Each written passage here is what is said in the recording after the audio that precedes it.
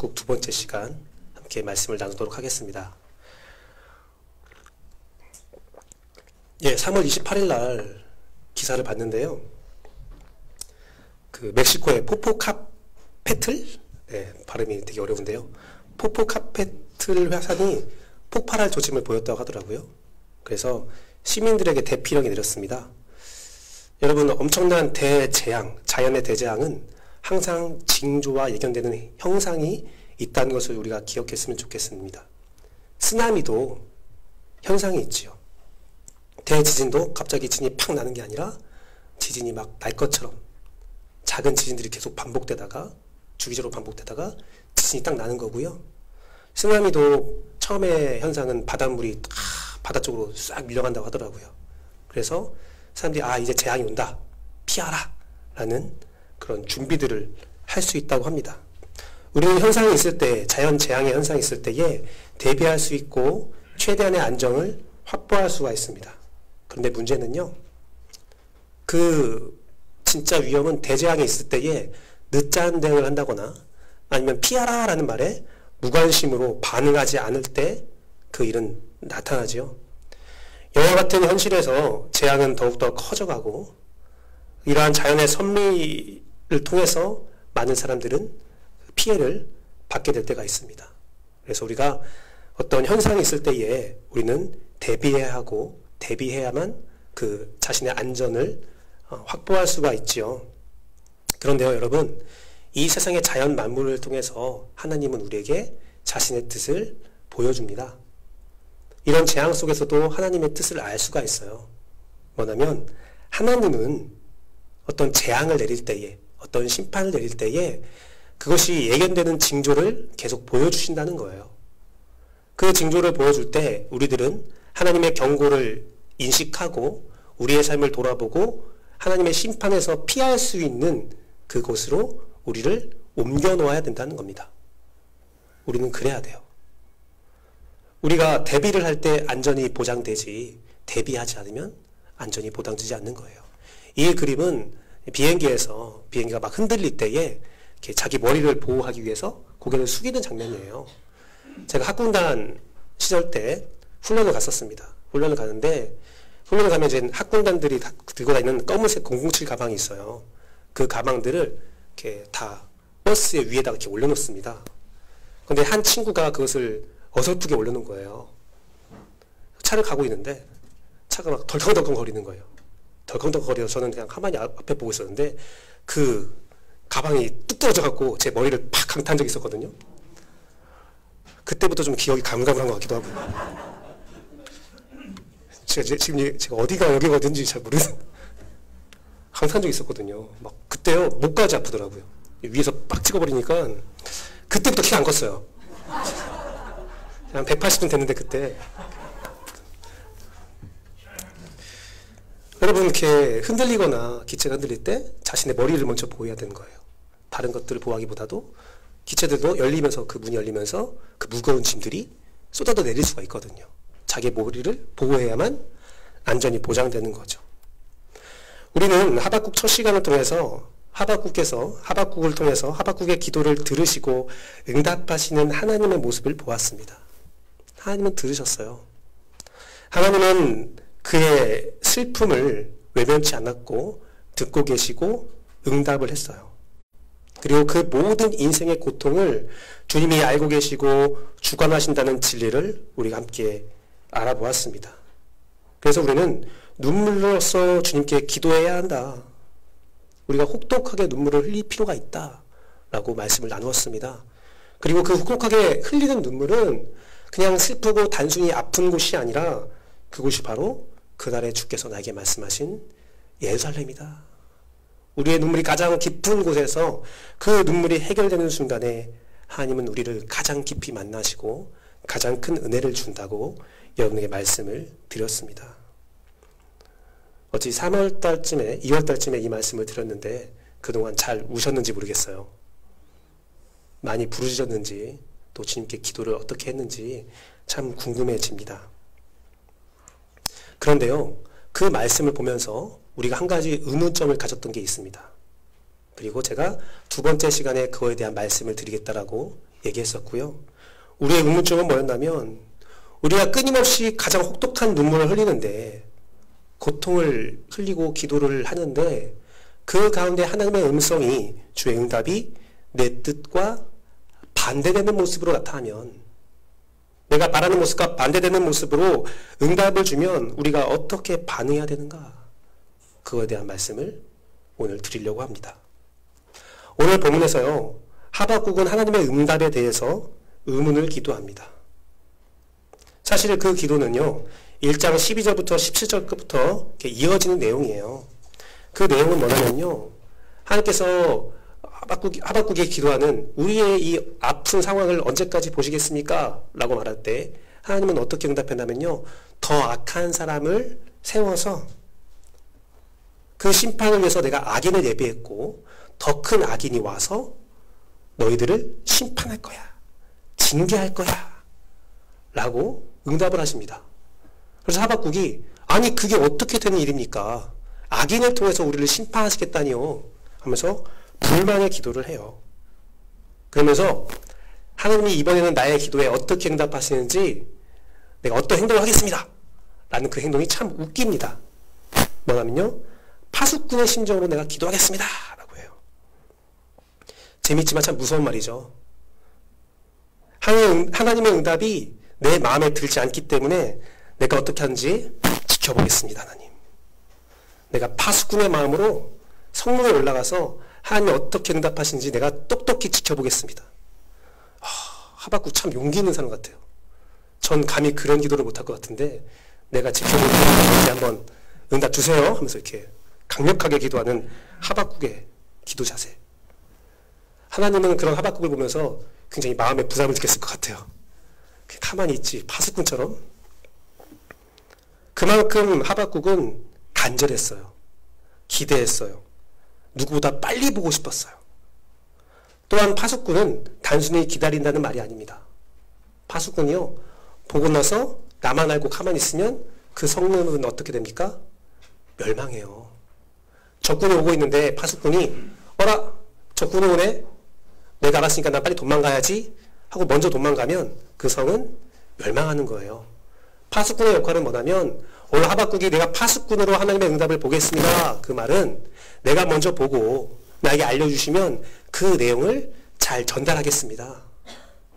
그래서 하나님의 재앙이 쓰나미처럼 몰려올 때에 화산 폭발이 일어날 것처럼 보일 때에 대지진이 일어날 것 같은 하나님의 그 무서운 응답이 있을 때에 그 징조가 있을 때 내가 그 사실을 많은 사람에게 알리겠습니다.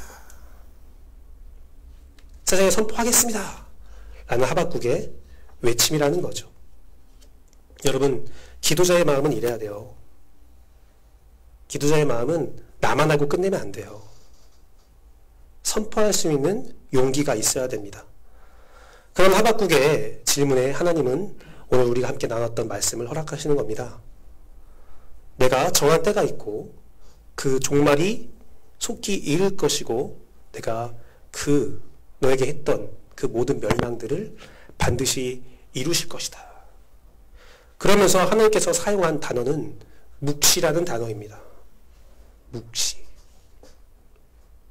묵시는 하존이라는 히브리 단어인데요. 묵시와 계시는 비슷한 말입니다. 하지만 그 사용처에 따라서 조금 차이를 보이는데요. 요한계시록 할 때 계시는 구원이 주제예요. 심판이 있는데 구원을 말하기 위해서 심판을 이야기하고 있는 겁니다.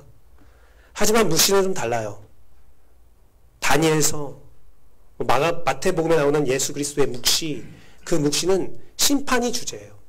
물론 구원도 선포되지만 심판의 혹독함과 아픔을 이야기하는 주제가 바로 묵시라는 겁니다.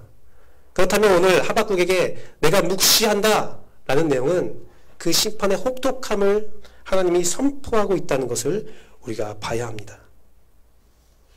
하박국이 기도한 대로 주께서는 정결하심으로 악을 참아보지 못하시며 패역을 참아보지 못하는 것을 어찌하여 거짓된 자들을 반광하시며 악인이 자기보다 의로운 사람을 삼킨데도 잠잠합니까? 라는 그 하박국의 기도에 하나님은 묵시의 카드를 꺼낸 거예요. 하박국은 그 기도를 하면서 나를 구원해 주세요. 우리를 구원해 주세요라는 응답을 받고 싶었을 거예요. 하지만 하나님은 묵시를 꺼낸다는 겁니다. 그러면서 하나님은 자신이 정할 때가 되면 심판할 사람들에 대한 목록을 나열합니다. 굉장히 중요합니다. 왜 그러냐면 이 목록에 내가 껴있을 수 있기 때문이죠. 그 목록은 다음과 같습니다. 4절에서 8절까지는 교만한 자, 정직하지 못한 자를 말합니다. 그들의 특징은 술을 즐겨하고 거짓되고 교만하고 가만히 있지 않고 욕심을 넓힌다고 되어 있어요. 거짓 술수를 이용해서 자기의 탐욕을 채워나가는 사람이라고 해요. 그들은 세상에 가진 것으로, 자기가 가진 것으로 노력하고 빼앗는 자라고 하나님이 말씀하십니다. 그러한 자를 내가 묵시로 때리겠다. 9절에서 14절에 나오는 악인은 자신의 집을 위해 불의를 취하는 자, 재앙을 피하기 위해서 높은 곳에 거하는 자라고 해요. 자신의 성을 쌓고 방어하는 자래요. 이것은 뭐냐면 자신이 가진 힘과 재물과 권력을 가지고 자기를 비호하는 거예요. 자기를 공격하는 사람을 음해하고 자기가 가진 권력과 사회적 지위를 이용하여서 다른 사람을 짓누르고 짓밟는 자를 의미합니다. 어떤 문제가 발생됐을 때에 그 죄를 회개하고 자복하고 겸손히 주 앞에 나오고 사람들 앞에서 그것을 겸손히 이야기하는 것이 아니라 자기가 그동안 쌓아왔던 죄의 결과물로 쌓았던 그 권력과 그 힘을 가지고 다른 자들을 짓밟는 자. 하나님은요, 여담인데요, 성을 쌓는 걸 굉장히 싫어하세요. 왜 그런지 아세요? 여러분, 고대의 성을 쌓는다는 것은 굉장히 위험한 작업입니다. 만리장성을 쌓을 때요, 어떤 역사학자는 이렇게 말했습니다. 저 만리장성은 반은 벽돌로 반은 사람의 피로 지어졌다. 성을 쌓는 것은요, 그냥 내가 뭔가 차곡차곡 쌓아올린다는 의미가 아니에요. 다른 사람의 피와 고열을 짜낸다는 거예요. 다른 사람의 희생을 발판으로 자기의 높은 지위, 자기의 안전한 지위를 차지한다는 거예요. 어찌 사람이 그럴 수 있냐 이겁니다. 하나님이 원하는 사람의 모습은 내가 피 흘리고, 내가 낮아지고, 내가 피해보고, 내가 다른 사람을 위해서 존중하면서 낮아지는 것이지, 나의 지위와 나의 명예와 나의 금은 보화를 유지하기 위해서 다른 사람을 짓밟는 거 하면 절대 용서하지 않아요. 왜 그러냐면 하나님은 모든 사람을 사랑하기 때문에 그래요. 다른 사람을 짓밟는다는 것은 뭐냐면 봐라, 이 녀석이 내가 사랑하는 사람을 짓밟네. 어라, 이 녀석이 내 사랑하는 자를 핍박하네. 그런 고백이에요. 어떻게 사람이 하나님이 사랑하는, 그것도 창조될 때 하나님의 형상으로 창조된 사람을 짓밟고 그 마음을 아프게 할 수 있겠습니까? 하나님은요, 그러니까 묵시를 꺼내든 거예요. 절대로 용서할 수 없다는 것을 선포하고 있는 겁니다. 그 하나님의 분노가 느껴지십니까? 이어서 하나님은 15절 17절에서 하나님께서 이웃에게 술을 마시게 하고 그를 취하게 하며 그 하체를 드러나게 한 자를 멸망시키다고 말해요. 그건 뭐냐면요, 이웃에게 수치를 주는 거예요. 술을 마시게 한다는 것은 야, 한잔 하자, 그런 내용이 아니라 그 사람을 고통스럽게 하는 거예요. 상대방을 고통스럽게 해서 술을 찾을 수밖에 없게 하는, 그 눈물 가운데서 술이라도 먹어야지, 이 답답한 세상, 그렇게 만드는 자, 이웃에게 피해를 주고 상한 마음을 준 자를 심판하겠다고 하나님께서 말씀하시는 겁니다. 그리고 마지막으로 18절 20절에서 우상을 숭배한 자를 멸망하시겠다고 하나님은 선포합니다. 단순히 우상을 만들고 우상을 섬기는 거에서 끝나는 것이 아니라 우상을 섬기도록 다른 사람을 압박하거나 다른 자가 우상을 섬기게 만드는 자를 하나님께서 심판하겠다고 해요. 여러분, 한 가지 충격적인 고백을 하자면요, 이 강단도 여러분을 우상을 섬기게 할 수 있는 강단이 될 수 있습니다. 요즘 설교를 보면요, 저는 등골이 오싹할 때가 있어요. 하나님과 성령님과 주 예수 그리스도의 영광이 이 강단에서 선포돼야 되는데 사람의 영광이 선포돼요. 내가 이거 했습니다. 내가 저거 했습니다. 사람이 높아져요. 제가 고등학교 때요, 제 친구가 이런 말을 했어요. 제가 교회를 가자. 물론 제가 고등학교 때, 중고등학교 때 모습으로 전도를 했으면 전도가 이루어지지 않았을 거예요.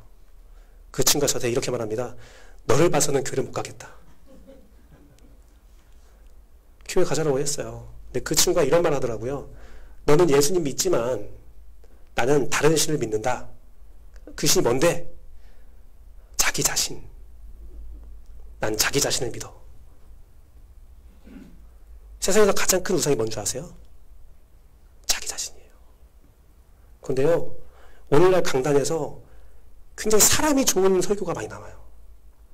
여러분을 신으로 만드는, 여러분을 우상으로 만드는 그런 설교가 많이 나와요.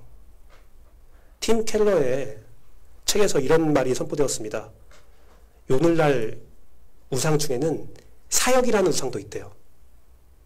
사역이라는 우상. 우상을 어떻게 보면 되냐면요, 이렇게 보면 돼요. 내가 하나님을 소유했는데요, 다른 것도 소유하고 싶은 거예요.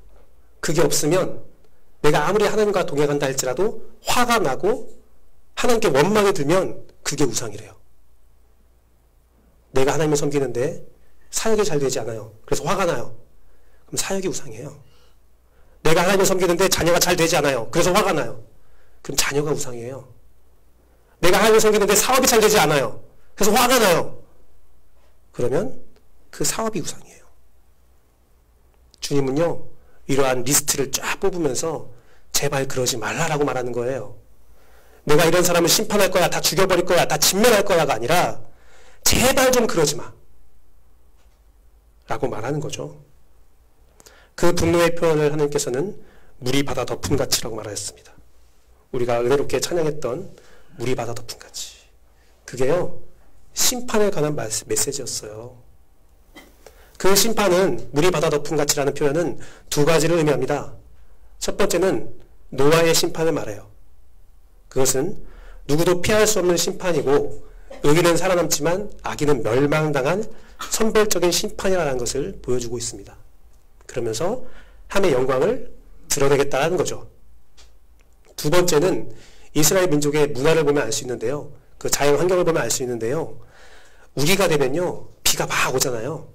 그러면 갈릴리 바다 요단강이 불어오르면서 그 갈릴리 바다와 요단강에서 흘러넘치는 그 물이 사해 바다를 덮는데요. 사해가 그 짠 소금의 바다잖아요. 근데 급류가 나면서 그 사해 바다를 순식간에 덮어버린대요. 그게 물이 사해 바다를 덮음같이. 이스라엘 민족은요, 바다를 죄의 근원으로 보고 있어요. 왜 그러냐면 바다가 악하다는 것이 아니라 어둡잖아요. 밤에 바다를 보면 왠지 들어가고 싶고 들어가서 나오기 싫고, 그리고 밤에 바다를 보면 뭔가 이상한 괴물들이 막 나올 것 같은 그 음사함을 주잖아요. 그래서 이스라엘 민족들은 바다를 죄악의 근원으로, 음부로 표현할 때가 많이 있어요. 거기다가 죽은 바다라니요. 사해는 이스라엘 민족에게 볼 때 죄악을 바라보면서 교훈을 삼는 거예요. 그 사해에 대한 이야기가 뭡니까? 롯에 대한 이야기잖아요. 소돔과 고모라의 멸망에 관한 이야기잖아요. 거기서 건짐을 받았는데, 부르심을 받았는데 그 부르심에 끝까지 그 부르심을 지키지 못하고 뒤를 돌아본 롯의 아내가 소금기둥에 대해서 죽었다. 그 경고가, 엄중한 경고가 보이는 곳이 바로 사해바다잖아요. 그 사해바다를 생명의 물이 덮는다는 표현입니다. 다 덮어버리겠다는 거예요. 생명으로 그 죄악을 다 덮어버리겠다. 그 엄중한 심판의 표현, 그 과격한 심판의 표현을 물이 바다 덮음같이 말하고 있는 겁니다. 여기서 잠깐 하박국과 하나님의 관계를 한번 봅시다. 지금까지 제가 하박국이 하나님께 받은 응답들을 이야기했어요. 근데 저번에 말씀드렸던 것 같이 하박국이 기도했을 때 하나님은 응답하신다고 말씀하셨잖아요. 오늘 처음 제가 말씀드릴 때 하박국의 기도의 자세는 어땠습니까? 겸손하지 않았어요. 주님, 저는 주님의 응답이 마음에 들지 않습니다. 저는 파수꾼처럼 하나님께서 어떻게 하는지 똑똑히 볼 겁니다. 저 같으면요, 하영이 하원이가 저한테 그렇게 대들면 꿀밤을 한 대 날릴 것 같아요. 꿀밤을 한 대 날릴 것 같아요. 근데 하나님은 그러지 않아요. 조곤조곤 대화하세요. 하박국을 이해시키세요. 여러분 기도하십시오. 주님이 여러분에게 이해가 되지 않는 응답을 한다 할지라도 기도하십시오. 하나님은요, 응답하세요. 고구마와 사이다라는 말을 많이 하잖아요. 드라마를 보면 고구마처럼 팍팍 막히는 그런 응답들이 있어요. 그런 일들이 있어요. 하지만 한 단숨에 사이다처럼 뚫려버린다고 하잖아요. 오늘 말씀 보세요. 함의 묵시는 하박국의 마음을 뻥 뚫어버립니다. 뚫다 못해서 두려움을 느낄 정도로 내가 묵시로 응답할게. 내가 물이 바다 덮음같이 응답할게. 라고 말씀하신다는 거죠.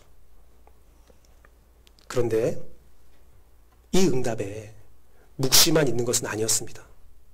그 심판에 대한 묵시에 대한 목적을 하나님은 하박국에게 선포합니다. 같이 읽어볼게요. 둘, 셋. 보라, 그의 마음은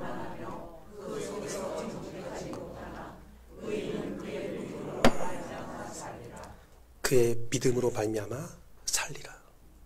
우리는 로마서에서 이 말씀을 보고 이렇게 해석합니다. 오직 의인은 믿음만 있으면 구원받는다. 네, 하지만 그렇게 해석하면 안 돼요. 여기서 살리다라는 말은 하야라고 해서 살아가다 생명을 유지시키다라는 의미입니다. 물론 우리가 믿음이 있으면 믿음을 통해서 구원을 받는다라고 해석해도 되지만 그것은 완전한 해석이 아니라는 거예요. 의인은 믿음으로 말미암아 살리라라는 말은 뭐냐면 믿음으로 지금 내가 살아있을 때 살아간다라는 의미예요. 단순히 죽어서 천국 간다라는 의미가 아니라 너희가 믿음이 있다면, 네가 의인이라면, 하나님을 믿는 사람이라면 그 믿음으로 너의 삶의 방법을 결정한다라는 의미예요. 행위가 담긴 의미라고요. 네가 의인인지 아닌지 어떻게 할 수 있어? 너의 믿음대로 사는가? 아니면 네가 믿음대로 살지 않는가? 그것으로 네가 의인이냐 의인지 아니냐로 알 수 있다는 겁니다. 보라, 그의 마음은 교만하여 그 속에는 정직하지 못하다는 거예요. 그가 입술로는 나 의인이에요. 나는 하나님의 말씀대로 살아요. 라고 말해도 그 믿음으로 구체적인 삶을 살아가지 않는다면 그 사람은 교만한 사람이라는 거예요. 순종하지 않는 사람이라는 거예요. 그 사람은 정직하지 않은 사람이라는 겁니다.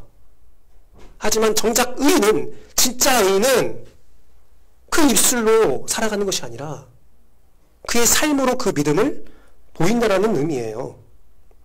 살아간다라는 의미예요. 김근주 교수라는 사람이 있습니다. 느헤미야 연구원을 만들어서 평신도 교육을 하는 그 구약학 교수님이신데요. 그분이 이렇게 설명을 했어요. 하나님의 말씀은 끝이 아닌 성취를 향한 것입니다. 그리고 이 본문을 이렇게 해석합니다. 종말은 시간의 끝이 아니라 하나님의 말씀이 현실이 되는 순간, 하나님의 약속한 것이 마침내 이루어져 그 땅의 역사 속에서 현실이 되게 하는 순간입니다. 종말은 역사 바깥의 어떤 시간이나 이 땅에서 삶 너머의 어떤 시간이 아닙니다. 종말을 기다린다는 것은 내세를 기다리는 것이 아니라 나의 삶에서 하나님의 말씀이 이루어지기를 기다리는 겁니다. 그러면서 마무리로 이렇게 말합니다. 죽은 다음의 세계를 받는 것이 부활의 신앙의 정수가 아니라 하나님의 말씀이 반드시 이루어질 것을 믿는 것이, 내 삶에서 이루어질 것을 믿는 것이 부활의 신앙의 정수입니다. 하박국에 주신 묵시는 우리가 죽은 다음에 이루어지겠지가 아니라 내 삶에서 이루어진다라는 믿음이 물이 바다를 덮는 거예요. 하나님의 영광이 나의 삶을 덮는 거예요. 그게 믿음으로 살아가는 겁니다. 즉 하나님은 하박국에서 자기의 묵시를 선포하면서 내가 파수꾼의 모습으로 나의 말씀을 듣는다면 그 말을 듣고 그 말을 열방에 전하며 너의 삶으로 그 삶을 살아가라 라고 선언하는 것입니다. 그리고 하나님께서 징계하겠다고 주신 살생부를 보십시오. 교만, 거짓, 탐욕, 자기의지, 괴롭힘, 우상숭배, 그 모든 것들은 다 관계에서 나타나는 죄악입니다. 그렇습니다. 하나님이 정한 때를 살고 있는 우리들은 역사 속에서 악에게 철저히 멸망당할 수 있고 우리들이 피해를 볼 수 있지만 의인은 믿음으로 살아갑니다. 주님이 나에게 어떻게 하시는지 바라보며 살아갑니다. 주의 영광을 묵시하면서 살아갈 수 있습니다. 그 삶은 물이 바다덮음 같이 나의 삶의 모든 고난과 질고와 제약들을 덮어버릴 수 있는 삶이 되어야 합니다. 지금은 하나님을 비웃고 하나님이 없다라고 말할 수 있는 사람이 있지만 그때가 되면 모든 자들이 하나님을 인정할 수밖에 없게 된다고 말합니다. 마치 예수 그리스도가 십자가에 달리시기 전까지 로마 병정들이 비호하고 욕하고 그를 채찍질했지만 그가 십자가에서 죽은 이후에 로마 백부장이 그는 진정 하나님의 아들이었다라고 고백하듯이 하나님의 정한 때가 되면 이 세상의 모든 악인들은 하나님은 실로 살아있었구나. 내가 그걸 몰랐구나. 후회하면서 땅을 친다는 거예요. 하나님의 묵시, 그들을 향한 심판의 경고는 우리에게는 축복이며 영광임을 기억하십시오. 그 축복과 영광을 여러분이 얻기 위해서 해야 할 것이 있습니다. 하나님은 지금도 쉬지 않고 역사하시는데 우리가 쉬어서는 안 돼요. 하나님은 지금도 쉬지 않으면서 주의 역사를 바른 길로 인도하시는데 그 모습을 보고 있는 파수꾼이라면 쉬고 있으면 안 돼요. 회개해야 합니다. 내가 관계에서 지었던 죄악들이 있다면 회개해야 돼요. 아, 하나님께서 이 죄악들을 가벼이 보지 않는구나. 그 무게감을 알고 회개해야 합니다. 그리고 그 말씀을 선포할 수 있는 자가 되어야 됩니다. 많은 자들이 하나님께 돌아오게 하기 위해서 하나님의 묵시를 심판할 수 있는 우리들이 되어야 한다는 겁니다. 이 세상이 엉망진창으로 보여도 이 엉망인 세상, 정치와 경제와 문화와 사회가 다 엉망이라 할지라도 주님이 그 모든 것들을 해결할 것을 믿고 그 믿음으로 하루하루를 살아가는 것이 파수꾼의 역할, 하나님과 기도하는 자의 역할이라는 겁니다. 그 모습이라는 거예요. 말씀을 맺도록 하겠습니다. 여러분, 이 시대의 모습을 보니까요, 참 혹독한 겨울의 시기 같아요. 사람들의 마음은 다 얼어붙어 있고 악이 판치는 세상입니다. 내가 선을 베풀면 그 선으로 악인들은 그 선을 이용하고 나를 괴롭힙니다. 세상은 착하기만 해서는 살아갈 수 없어요. 이 말씀을 선포할 때 여러분 마음속에서 이런 말 할 수 있습니다. 목사님, 참 순진하시네요. 저는 그러면 이렇게 말할 수 있습니다. 성도님, 저는 작년까지 직장을 다녔습니다. 제가 직장을 다니면서 한 번 옮겼어요. 왜 옮겼냐면 정말 저에겐 고민이 됐었거든요. 국책사업을 했었거든요. 국책사업. 제가 매출을 2억을 올렸던 사업이 있어요. 2억 8천 정도 올렸던 사업이 있는데 국책사업이 있는데 그걸 우리가 뭐라고 표현하면 눈먼 돈이라고 표현해요. 절차는 다 맞아요. 옳아요. 하지만 그 안에서 약간의 술수? 위트를 쳐요. 그걸 치면 우리 투자 비용 없이 국가의 돈을 얻을 수가 있는 거예요. 견적서를 조금 만지고. 제가 그것을 2년 동안 하면서 인정도 받고 능력이 있다는 말이 들었는데 그게 불편한 거예요, 제가. 목사인데.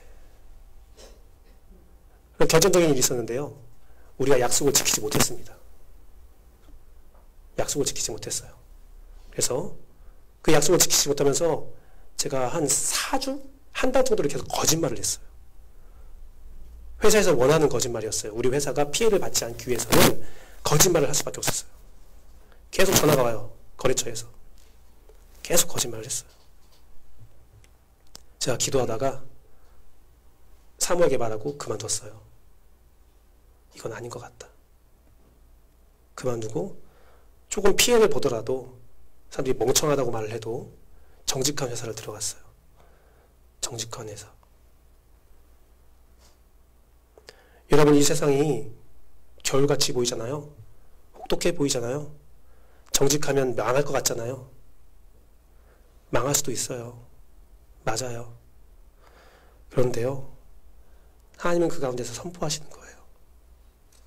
내가 물이 바다를 덮음같이 내 영광을 보일 때에 그들은 진짜 멸망하고 너는 살아나리라. 제가 오늘 아침에 그 우리 교회 부엌에 있는 작가를 봤는데 벚꽃이 너무 예쁘게 펴 있더라고요. 봄은 옵니다. 아니, 이미 왔어요. 이건 우리의 모습은 아닙니다. 인터넷에서 좋은 예쁜 사진 하나 꺼냈는데, 이 사진을 하기 전에 거길 봤어야 되는데 더 예뻤거든요. 저는 사무실에 맨날 앉아 있습니다. 기도하고 컴퓨터를 하고 책을 봅니다. 그 창문 너머에는 부엌에서 볼 수 있는 그 나무가 항상 보입니다. 하지만 몰랐어요. 오늘 아침에 보니까 이렇게 예쁘게 폈네. 여러분, 우리의 삶이 혹독해 보여도요, 봄은 와요. 아니, 이미 왔어요. 여러분이 그것을 인지하지 못할 뿐이죠. 주님은요, 많은 징계와 많은 징조로 우리에게 말씀하고 있어요. 봄이 올 것이야. 내가 올 것이야. 하지만 이 시대는 그 전조현상을 무시하며 로마서에서 나오는 말씀처럼 진노를 쌓고 있는 시대에 살고 있어요. 거기에서 진짜 위험이 생기는 거예요. 이 묵시의 시대에 우리가 조금만 인내합시다. 이 전조가 끝나면 주님의 역사가 쓰나미처럼 몰려올 거고요. 화산이 폭발하는 것처럼 강력하게 폭발하실 거고요. 하나님의 은혜가 있는 날에는 정말 그 물이 바다를 덮은 같이 그 영광을 우리가 같이 볼 수 있게 될 겁니다. 아주 잠깐 이 땅 살면서 잠깐 힘든 거예요. 그러니 우리 작은 이익을 위해서 큰 영광을 버리고 내가 높아지기 위해서 나를 높이는 것이 아니라 나를 낮추고 하나님을 높이는 여러분 됐으면 좋겠어요. 내가 나의 반석이 아니라 하나님이 나의 반석되고 하나님이 나의 영광되고 하나님이 나의 구원됐으면 좋겠습니다. 또한요, 여러분의 마음을 아프게 하는 자가 이 세상에서 잘 되는 거 부러워하지 마세요. 그것 때문에 흔들리지 마세요. 어떻게 저런 사람들이 잘 될 수 있습니까? 라고 외칠 수 있어요.